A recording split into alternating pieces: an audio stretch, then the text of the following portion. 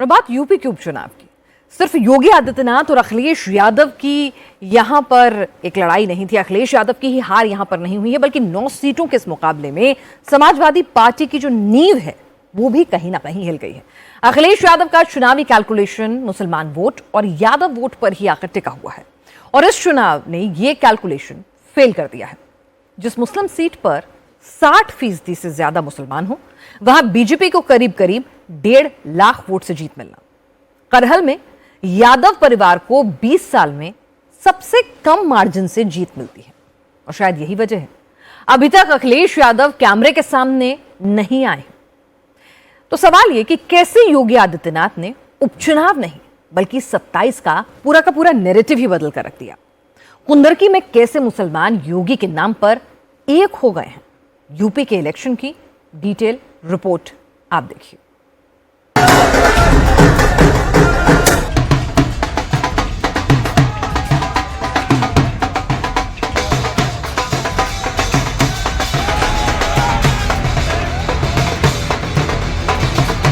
इसीलिए हम कह रहे हैं कि बटेंगे तो कटेंगे, एक रहेंगे तो सेफ रहेंगे।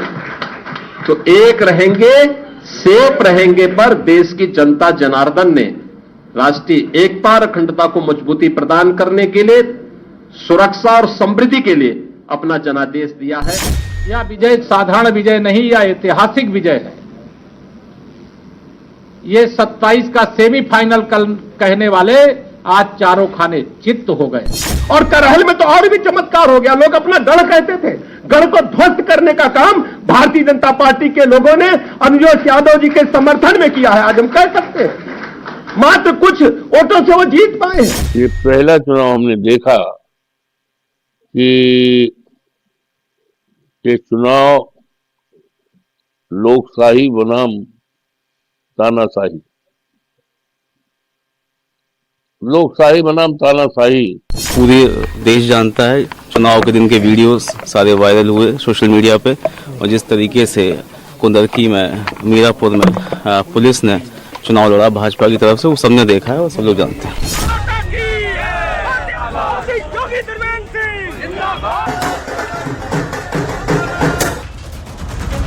पहली बार बाबा के नाम पर मुसलमानों ने वोट डाला। भारतीय जनता पार्टी सबका साथ सबका विकास सबके विश्वास के आधार पर जन जन को जोड़ने में कामयाब हुई है। मुरादाबाद की कुंदरकी सीट पर आप देखेंगे, हम अल्पसंख्यक सम्मेलन में गए थे। बड़ी संख्या में मुस्लिम समाज के भाई बहनों ने उसमें शिरकत की थी, और सब लोगों ने, सर्व समाज ने मिलजुल करके भारतीय जनता पार्टी को आशीर्वाद दिया। पहली बार हजारों मुसलमानों ने वोट योगी को दिया। ये सपा जैसी पार्टी की राजनीति के अंत का संकेत है 2024 का या विधानसभा उपचुनाव।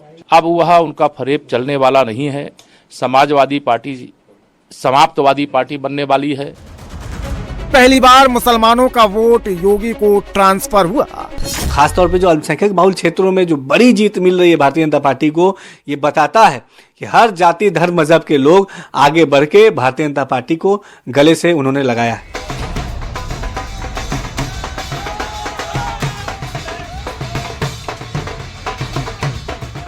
कौन कहता है मुसलमान योगी को वोट नहीं दे सकते हैं? जिस सीट पर सबसे ज्यादा मुसलमान है, जिस सीट पर 11 मुसलमान उम्मीदवार उतरे थे, उस पर हिंदू प्रत्याशी जीता है। अखिलेश से मुस्लिम वोट योगी आदित्यनाथ को ट्रांसफर हुआ है। कुंदरकी में 60% मुस्लिम वोटर्स हैं। 31 साल के बाद कुंदरकी में हिंदू विधायक चुना गया है। जितने वोट कुंदरकी में Samajwadi party, BSP, AIMIM, Azad Samaj party को मिले, उससे ज्यादा वोट अकेले बीजेपी के रामवीर सिंह को मिले। खासतौर पर मुझे उत्तर प्रदेश के उपचुनाव के बारे में मतदान के दिन से ही समाजवादी पार्टी जिस तरीके से नलकल प्रलाप कर रही थी, जनता जनार्दन ने उसको कैसे जवाब दिया है। जो 9 विधानसभा सीटों पर उपचुनाव हुए हैं, उनमें कुंदरकी भारतीय जनता पार्टी इस सीट को 1.25 लाख से अधिक वोटों से जीत रही है, और मुझे ये बताते हुए प्रसन्नता है कि समाजवादी पार्टी के प्रत्याशी की यहां जमानत जब्त होने वाली है। यूपी उपचुनाव का एक एग्जाम्पल कुंदरकी है। पूरी पिक्चर में योगी ही योगी है।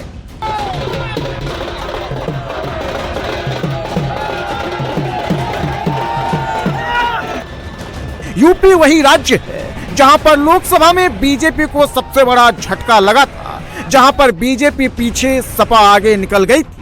योगी आदित्यनाथ के राजनीतिक करियर पर भविष्यवाणी तक कर दी गई थी। 4 जून से यूपी में नई सोच शुरू हो गई थी। 5 महीने में योगी ने सोच और नतीजा दोनों बदल दिए।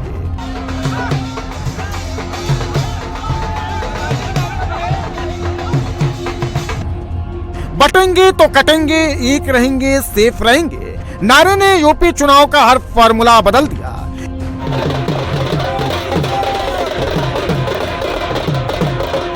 इसमें मीरापुर, गाजियाबाद, कुंदरकी, खैर, कटहरी, मझवा और फूलपुर की जनता जनार्दन ने यह जनादेश भारतीय जनता पार्टी के पक्ष में दिया है। हम सब उनका आभार व्यक्त करते हैं। ये चीजें दिखाती है कि प्रधानमंत्री मोदी जी के संकल्पों को जनता जनार्दन का पूरा आशीर्वाद प्राप्त है और यह भी जनता जनार्दन ने स्पष्ट कर दिया है कि समाजवादी पार्टी और इंडी गठबंधन का लूट और झूठ की जो पॉलिटिक्स है, अब इसके अंत की उद्घोषणा भी यह चुनाव है। यूपी उपचुनाव में 9 सीटों पर बीजेपी प्लस ने ऐतिहासिक जीत दर्ज की है।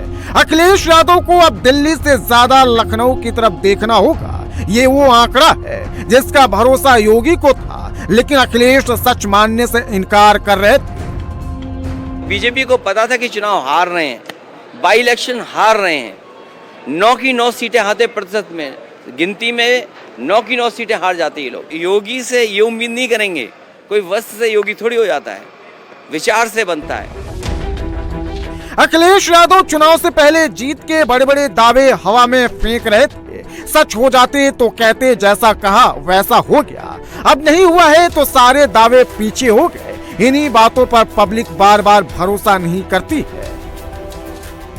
प्रशासन ने और जहां भारतीय जनता पार्टी के लोगों को खुली छूट दी गई कि मतदान के दिन वो घूमें, और बाहर से भी दूसरी विधानसभा से भी लोग आके गाड़ियों में यहाँ घूम रहे थे, और जहां 3 या 4 गाड़ी चलने की अनुमति होती है वहां पे 10-10 गाड़ियां लेके लोग चल रहे थे। और जिस प्रकार से पूरा माहौल रहा, उसके बावजूद भी समाजवादी पार्टी का जो परफॉर्मेंस रहा है वो सही रहा है।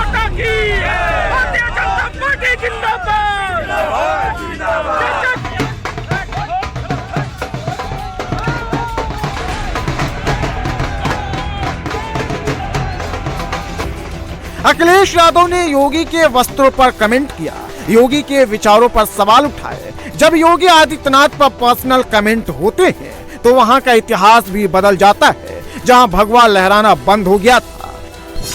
कुंदरकी कटहरी ऐसी सीट जहां 30 साल से बीजेपी नहीं जीती थी। कुंदरकी में मुसलमानों ने 1 लाख से ज्यादा वोटों से योगी को जिताया। अयोध्या से 45 किलोमीटर दूर कटहरी में 33 साल बाद बीजेपी का विजयी शंखनाद बजा। जब हिंदू वोटर एकजुट होता है, जब वोट जाति पर नहीं कटता है, तो नतीजा यूपी जैसा होता है।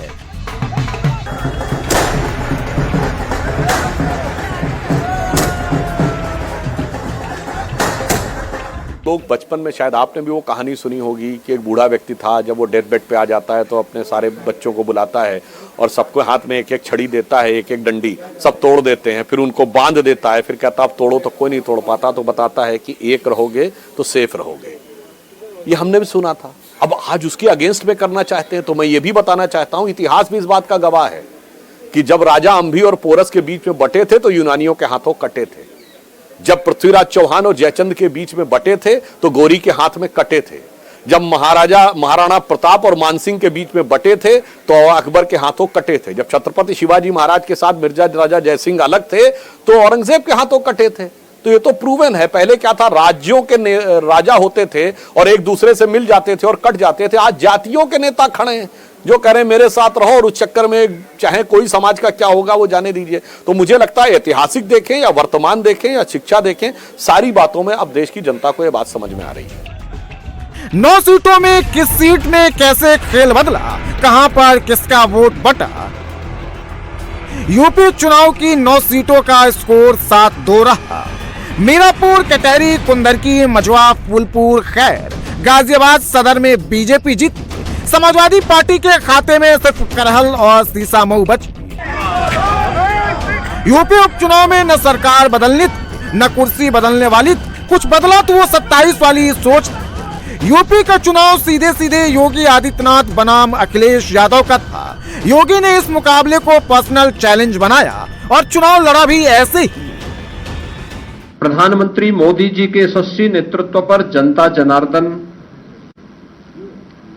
के विश्वास की मोहर है। जनता जनार्दन को अटूट विश्वास है कि मोदी जी के नेतृत्व में उनकी नीतियां, उनके निर्णय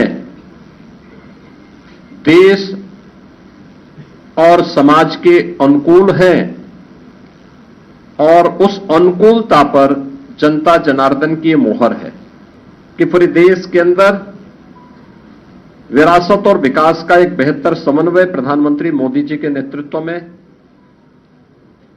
प्रारंभ हुआ है। सुरक्षा का, सुशासन का एक बेहतरीन समन्वय और देश की आर्थिक समृद्धि को हम सब अपनी आंखों से देख पा रहे हैं। यह जो कभी सपना हुआ करता था, आज ये हकीकत में हम सबको नजर आ रहा है। गाजियाबाद में बीजेपी के संजीव शर्मा को करीब 70,000 वोट से जीत मिली। समाजवादी पार्टी के सिंह राव जाटव को 27,000 वोट मिले। खैर में बीजेपी के सुरेंद्र को 1 लाख वोट मिले। सपा के चारू कैन को 61,000 वोट मिले। कुंदरकी में बीजेपी के रामवीर के आसपास कोई नहीं रहा। दूसरे नंबर पर सपा के हाजी रिजवान रहे। मीरापुर में आरएलडी प्रत्याशी मिथिलेश पाल 30,000 वोट से जीती। सपा की सुंबुल राणा दूसरे नंबर पर रही। फूलपुर में दीपक पटेल 11,000 वोट से जीते। यहां पर भी समाजवादी पार्टी को हार मिली। कटहरी में धर्मराज निषाद ने बड़े अंतर से जीत दर्ज की। अंबेडकर नगर से लालजी वर्मा की पत्नी शोभावती हार गई। मझवा में भी बीजेपी का विजयी रथ कोई नहीं रोक पाया। सुचिस्मिता मौर्य जीती, ज्योति बिंद हारी। करहल यादव परिवार का गढ़ है। यहाँ पर लालू के दामाद अखिलेश के भतीजे तेज प्रताप जीते। उनके फूफा बीजेपी के अनुजेश यादव हार गए। सीसामऊ में मुकाबला बहुत करीबी का रहा। नसीम सोलंकी को 69,714 वोट मिले, जबकि बीजेपी के सुरेश अवस्थी को 61,150 वोट मिले।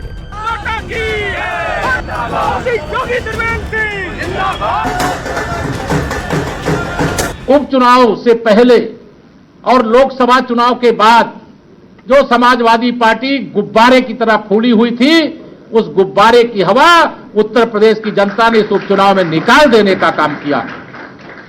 और मुझे पूरा विश्वास है, अगर हम सेवा करेंगे, सुशासन देंगे, सुरक्षा देंगे, विकास करेंगे, गुंडों, अपराधियों, माफियाओं, विशेष तौर से हत्यारे जो एक दलित बेटी की हत्या भी चुनाव के दौरान किए, ऐसे लोगों के खिलाफ अगर हम कार्रवाई करेंगे तो आशीर्वाद भारतीय जनता पार्टी गठबंधन को मिला है, भाजपा को मिला है। और एक बात और, अभी जो आंकड़े क्लियर नहीं है, कुछ देर में क्लियर होंगे, लेकिन इस उपचुनाव में 50% से अधिक मत भारतीय जनता पार्टी गठबंधन को मिले हैं। और यह नारा हम धीरे धीरे कि 100 में 60 हमारा है, 40 में बंटवारा है, बंटवारे में भी हमारा है, हम उस ओर आगे बढ़ रहे हैं। समाजवादी पार्टी को सिर्फ 2 सीट में जीत मिली, लेकिन करहल की जीत में खुशी से ज्यादा शौक जरूर लगा होगा। करहल यादव परिवार की विरासत, अखिलेश यादव ने सीट छोड़ी थी तो तेज प्रताप को विरासत संभालने का मौका मिला। जनता का जो रुख है वो समाजवादी पार्टी की तरफ था। आपने देखा कई सड़कें काट दी गई, बैरिकेड लगाए गए, लोगों को घरों से निकलने से रोका गया। तो जितना लोकतंत्र का हरण कर सकते थे भाजपा ने किया, और सोशल मीडिया के माध्यम से पूरे देश ने उस चीज़ को देखा। और दुख की बात यह है कि उसके बाद भी कोई कार्रवाई जो है नहीं हुई, और अगर इसी तरीके से होता रहा तो लोगों का जो लोकतंत्र में विश्वास है वो उठ जाएगा। तेज प्रताप को जिताने के लिए पूरा यादव परिवार करहल में उतर आया था। अखिलेश यादव, डिम्पल यादव, धर्मेंद्र यादव, रामगोपाल यादव, हर किसी ने जोर लगाया, लेकिन नतीजा जो सामने आया उसने बीजेपी को नहीं बल्कि यादव परिवार को हैरान कर दिया होगा। करहल में कोई फर्जी वोटिंग का आरोप नहीं लगा, वोटर्स को वोट डालने से रोकने वाली लाइन भी नहीं चली। इसके बावजूद करहल का यादव वोट भी बटा है। अब यादवों के वोट पर सिर्फ यादव परिवार का हक नहीं रहा। समाजवादी पार्टी का प्रदर्शन का आकलन आप कर सकते हैं। समाजवादी पार्टी तो कहती थी कि सीसामऊ और कुंदरकी का चुनाव कैंसिल होना चाहिए। सीसामऊ में समाजवादी पार्टी विजयी हुई, लेकिन समाजवादी पार्टी की प्रत्याशी वहां पर मात्र 8,600 वोट से जीती है। आप अनुमान करिए, लोकसभा चुनाव में समाजवादी पार्टी ने 2022 में इस सीट पर समाजवादी पार्टी 2022 में जो हार का अंतर था यह 12,200 से अधिक वोट से था, और यह इस बार केवल 8,000 वोटों तक सीमित रह गई। करहल 2022 में समाजवादी पार्टी का प्रत्याशी वहां 67,500 से अधिक वोटों से विजयी हुए थे, और इस बार यह अंतर मात्र 14,000 का रह गया है। यानी जो केशव जी ने कहा है कि अगली बार वहां भी कमल खिलेगा, ये इस ओर हम सबको बहुत स्पष्ट कर देता है। 27 में योगी करहल का इतिहास बदलने का दावा कर रहे हैं। क्या यही वजह है करहल से जीतने के बाद भी तेज प्रताप यादव खुश नहीं दिख रहे हैं? चेहरे पर तनाव जरूर दिखने लगा है, क्योंकि 24 के आगे अब 27 का रण है। यूपी उपचुनाव का नतीजा आया तो योगी आदित्यनाथ सामने आए, अखिलेश यादव की पत्नी डिम्पल यादव सामने आई। यहाँ पे प्रशासन ने और जहाँ भारतीय जनता पार्टी के लोगों को खुली छूट दी गई कि मतदान के दिन वो घूमें, और बाहर से भी दूसरी विधानसभा से भी लोग आके गाड़ियों में यहाँ घूम रहे थे, और जहाँ 3 या 4 गाड़ी चलने की अनुमति होती है वहाँ पे 10-10 गाड़ियां लेकर लोग चल रहे थे। और जिस प्रकार से पूरा माहौल रहा, उसके बावजूद भी समाजवादी पार्टी का जो परफॉर्मेंस रहा है वो सही रहा है। लेकिन अखिलेश यादव कहीं नजर नहीं आए। करीब 3:45 बजे अखिलेश यादव पोस्ट करते हैं, इलेक्शन करप्शन वाली लाइन आगे बढ़ाते हैं। अखिलेश को भी उपचुनाव की हार से ज्यादा 27 का चुनाव दिखने लगा। तभी मुट्ठी बांधने, मुट्ठी तानों जैसे नारे पर आ गए। 27 में क्या होने वाला है एहसास अब सबको होने लगा है। विपक्ष का जो एजेंडा है, समाजवादी पार्टी जब जीतेगी तो कुछ नहीं कहेगी, और जब हारेंगे तो संवैधानिक संस्थाओं पर प्रश्न खड़े करेंगे, पुलिस प्रशासन को दोष देंगे, अधिकारियों को लांछित करेंगे। और जिस प्रकार से समाजवादी पार्टी के नेता अखिलेश यादव जी अधिकारियों को धमका रहे थे, उन्हें वो कहीं ना कहीं उनकी जो मानसिकता है, और उस मानसिकता में वो समाजवादी पार्टी पहले ही स्वीकार कर चुकी थी कि उत्तर प्रदेश की जनता हमारे एक नेगेटिव एजेंडे को समझ चुकी है, और उसी आधार पर उन्होंने उन सारे विषयों को किया। आज उत्तर प्रदेश की जनता ने दिखा दिया है कि आज उत्तर प्रदेश की जनता विकास के साथ है। समाजवादी पार्टी और कई लोगों को एक बात समझ में नहीं आ रही है, जिस सीट पर 60% मुसलमान है, जहां का भाग्य विधाता मुसलमान है, जहां पर टोपी और ईदी के बिना जीत नहीं मिलती, वहां पर बीजेपी का हिंदू उम्मीदवार कैसे जीत गया? जहां मुसलमान ज्यादा है वहां पर भगवा कैसे लहरा गया? कैसे मुसलमान योगी को वोट दे सकते हैं? इसका जवाब कहीं और नहीं, कुंदरकी में है।